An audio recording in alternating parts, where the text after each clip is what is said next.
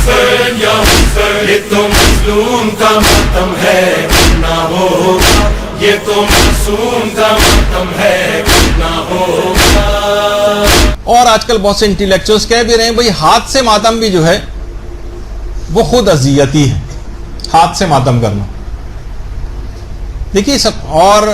قرآن نے منع کیا ہے کہ اب اذیت جو ہے اپنے آپ کو ہلاکت میں نہ ڈالو۔ خیر اس پہ ایک الگ ہے کہ اس کے معنی مراد کیا ہے کہ ہلاکت میں نہ ڈالو، اس پہ آج مجھے بات کرنی تھی لیکن موقع ٹائم نہیں بچا۔ علماء فرماتے ہیں کہ ایذائے نفس میں اور ایذائے غیر میں فرق ہے۔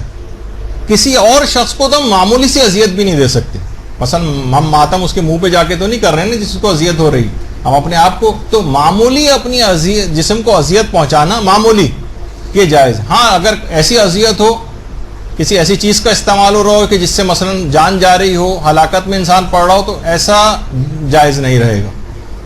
لیکن معمولی اذیت پہنچائی، اور اس کی مثالیں ہیں کتنی ایسی چیزیں ہیں، اگر معمولی اذیت پہنچانا بھی جسم کو حرام ہوتا تو خواتین جتنا بھی تھریڈنگ اور ویکسنگ وغیرہ کرواتی ہیں اس کے اندر تھوڑی سی اذیت تو ہوتی، تو پھر یہ بھی حرام ہو جاتا۔ چٹپٹے جو انسان کھانے کھاتا ہے، حلیم کھا رہا ہے اور آنکھوں سے آنسو جاری ہیں اور سی سی کی آوازیں نکال رہا ہے، تو اس سے کہا جی یہ تو اذیت پہنچا رہے ہو اپنے آپ کو، یہ بھی حرام ہو جاتا۔ تو اتنا معمولی سی اذیت یہ پہنچانے کی اجازت، اور خود قرآن کے اندر اس کی مثال ہے کہ اتنی اذیت کی پیغمبر اتنی عبادت کرتے تھے کہ پاؤں پہ ورم آ جاتا تھا، یہاں تک کہ کہنا پڑا کہ قم اللیل الا قلیلا، ذرا کم قیام کیا کرو راتوں میں۔ اسی طریقے سے سورہ طٰہٰ کے اندر آیا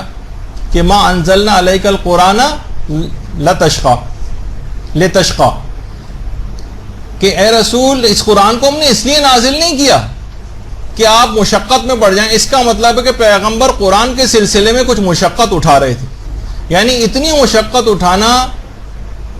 اگر یہ ذرا سی بھی مشقت اور تکلیف اور اذیت پہنچانا اپنے جسم کو جائز نہ ہوتا تو پیغمبر اتنی دیر عبادت نہ کرتے کہ جس سے ورم پاؤں پر آ جاتا یا اپنے آپ کو مشقت میں ڈالتے۔ اور علماء نے اس کی مثال بھی رکھی ہے کہ جس وقت سیدانیاں خیموں سے باہر آئی تھیں جلتے، تو منہ پر تماچے مارتی ہوئی چہرے کے اوپر باہر نکلی تھی، علی الوجوہ لاتمات، اپنے چہرے کے اوپر تماچے مارتی ہوئی آئی تھیں۔ اور حضرت حبیب ابن مظاہر کی بات بھی اس میں پیش کی جاتی ہے۔ یہ ان افراد کے حوالے سے بتا رہا ہوں کہ آج کل جو طبقہ پیدا ہو گیا اور آج کل آپ کی اپنی صفوں سے ان چیزوں کے خلاف آوازیں بلند ہونے لگی، ان کو جواب دینے کے اعتبار سے کہ امام نے حضرت حبیب ابن مظاہر کو، جن کی قبر مبارک آپ کے سامنے ہے، اللہم صلی علی محمد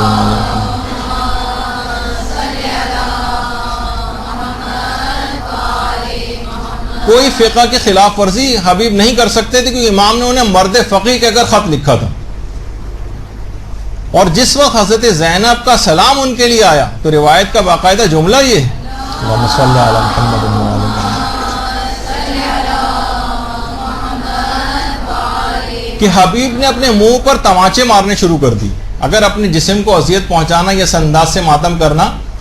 جائز نہ ہوتا تو امام کے جن کے لیے سند تھی کہ یہ مرد فقیہ ہیں، وہ کبھی فقہ کے خلاف کام نہ کرتا۔ اور دیکھیے یہ جو ماتم ہے نا، یہ سینے پر آپ کے ایسے تمغے سجا دے گا کہ جس کا آخرت ہی میں پتہ چلے گا حقیقت۔ جواد محدثی، جن کی بڑی مشہور کتاب فرہنگ عاشورہ ہے، جواد محدثی نے اپنے ایک آرٹیکل لکھا ہے عاشورے پہ، اس میں ڈاکٹر سید، یہ جواد محدثی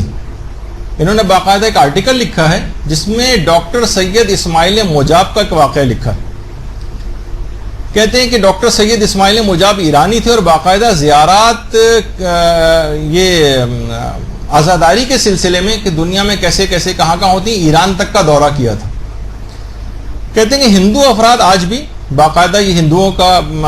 دستہ بھی اس کے اندر ہوتا ہے جو انڈیا کے اندر ہوتی ہیں عزاداری وغیرہ، کہ ہندو تاجر اپنے مال میں برکت کے لیے بھی عزاداری اور مجلس اعضاء میں شریک بھی ہوتے ہیں اور اس میں ڈونیشنز بھی دیتے ہیں۔ ان کی طرف سے شربت اور فالودے کی مثلا سبیلیں بھی لگائی جاتی ہیں اور جلوسوں میں آ کرنا سوگوار وہ کھڑے بھی ہو جاتے ہیں،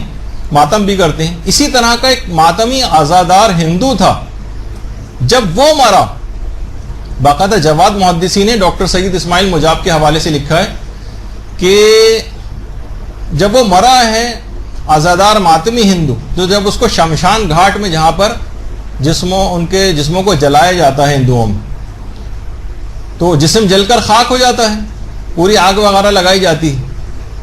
تو جواد محدثی نے لکھا کہ اس ہندوؤں کے اہل خانہ اس کے جسم کے 2 حصے اٹھا کر شیعہ قبرستان لے کر آئے، ایک اس کا ہاتھ اور ایک اس کا سینہ. کہا کہ پورا جسم جل گیا ہے. اللہم صلی علی محمد و آل محمد.